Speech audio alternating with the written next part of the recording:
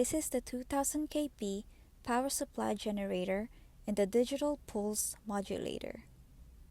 Here is a double dielectric barrier reactor with a coaxial spacing of 6 mm.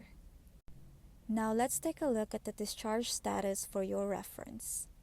Here is the digital pulse modulator. I am using a pulse of 200 Hz and a duty cycle of 50. Then slowly adjust the voltage regulator to the voltage that you need. Observe the dielectric barrier discharge, then you can see the reactor has been discharged evenly.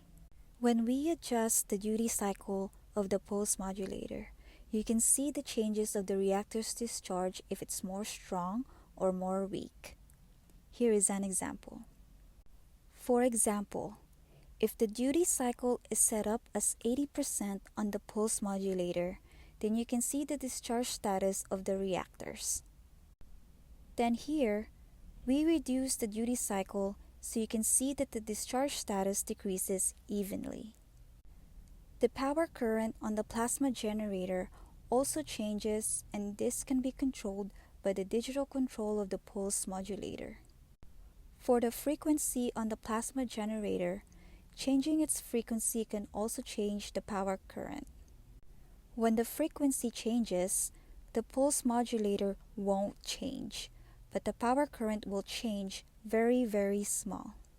On the plasma generator, but only change the duty cycle on the pulse modulator, then the power current will change a lot more. So for the testing, you must set up the plasma generator first.